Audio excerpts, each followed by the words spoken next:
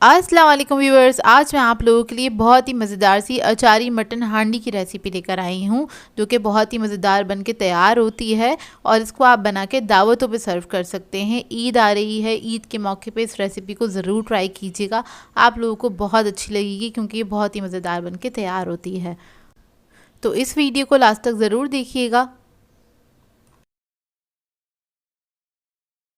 अगर आप मेरे चैनल पर नए हैं तो मेरे चैनल को सब्सक्राइब करें, साथ साथ ऑल नोटिफिकेशन को क्लिक करें। इससे आने वाली मेरी हर नई वीडियो की नोटिफिकेशन आपको सबसे पहले मिलेगी। वीडियो अच्छी लगे तो लाइक एंड शेयर करना ना भूलें। तो चलिए ये वीडियो स्टार्ट करते हैं। इधर एक कढ़ाई ले ली है, इसमें ऐड कर देंगे हम आधा कप ऑयल और इसको गर्म होने देंगे थोड़ा सा।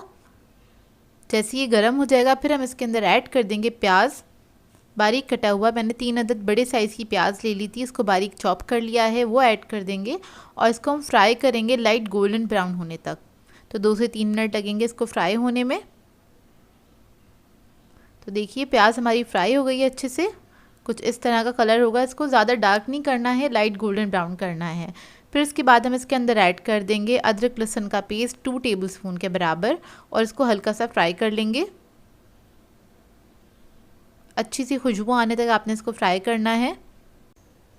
फिर इसके बाद इसके अंदर मैं ऐड कर दूंगी मटन, 750 ग्राम के बराबर है, तकरीबन 3 पाव गोश्त है ये, और ये ऐड कर देंगे इसके अंदर और इसको हल्का सा हम फ्राई करेंगे, इतना कि इसका कलर चेंज हो जाए। जब तक आपने इसको अच्छे से पकाना है इसी प्याज के साथ।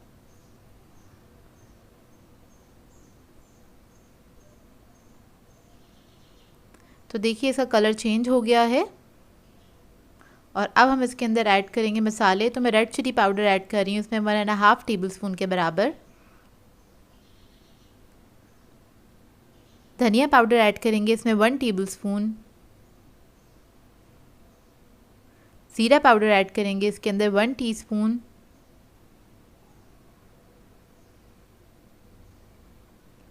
हल्दी पाउडर ऐड करेंगे 1/2 टीस्पून। नमक ऐड करेंगे इसके अंदर 1 टीस्पून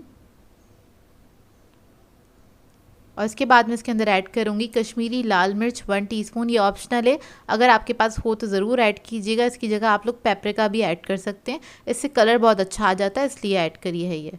तो इसको हम मिक्स कर लेंगे मसालों के साथ, हल्का सा भून लेंगे, बस 1 मिनट तक ही, ज़्यादा नहीं भूनना है इसको।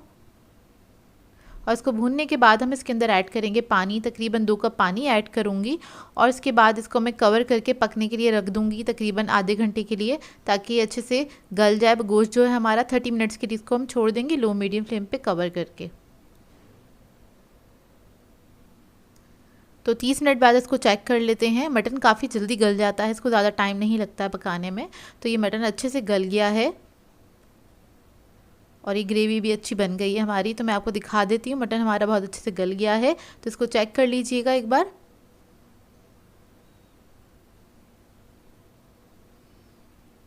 ये देखिए बिल्कुल टेंडर होना चाहिए, अच्छे से गला हुआ होना चाहिए। उसके बाद हम बाकी के इंग्रेडिएंट्स ऐड करेंगे इसके अंदर। तो अब मैं इसके अंदर ऐड करूँगी टमाटो प्यूरी 2 टेबलस्पून के बराबर। अगर आपके पास ये ना हो तो आप लोग नॉर्मल जो घर नॉर्मल टमाटर होते हैं उसको भी पीस के ऐड कर सकते हैं। तकरीबन 3 से 4 टमाटर ले लीजिएगा और वो ऐड कर दीजिएगा, लेकिन उसके अंदर पानी ज़्यादा होगा तो उसको सुखाने में आपको थोड़ा टाइम लगेगा। तो यहाँ पर मैंने बस 2 टेबलस्पून के बराबर टमाटो प्यूरी ऐड कर ली है और इसको मिक्स करेंगे। इसके बाद मैं इसके अंदर ऐड करूँगी दही, आधा कप के बराबर। दही को मैंने अच्छे से फेंट लिया था, इसके अंदर कोई लम्स नहीं होने चाहिए और उसके बाद आपने इसके अंदर ऐड करना है। तो दही को ऐड करने के बाद ही हम हल्का सा भून लेंगे इसको। इसके अलावा मैं ऐड करूँगी नेशनल का क्रश्ड पिकल मिक्स। ये इस तरह की प्लास्टिक बॉटल पैकेजिंग में आता है और ये बहुत ज़्यादा हैंडी है। इसका हम कैप खोल लेते हैं।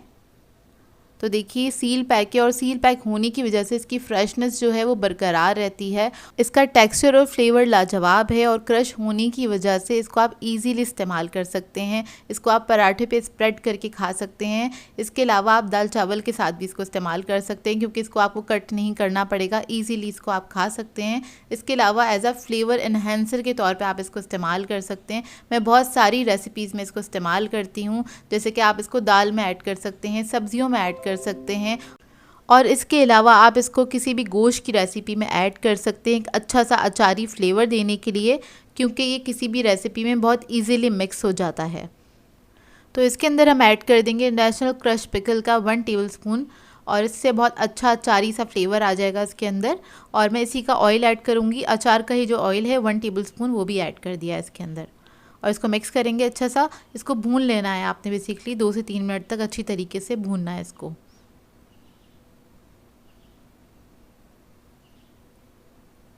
तो देखिए 2 से 3 मिनट हो गए मुझे भूनते हुए, इसको ऑयल अच्छे से ऊपर आ गया है। तो आपने इसकी भुनाई बहुत अच्छे से करनी है।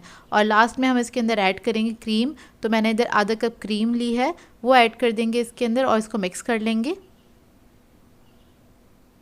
क्रीम मैंने टेट्रा पैक की ली थी।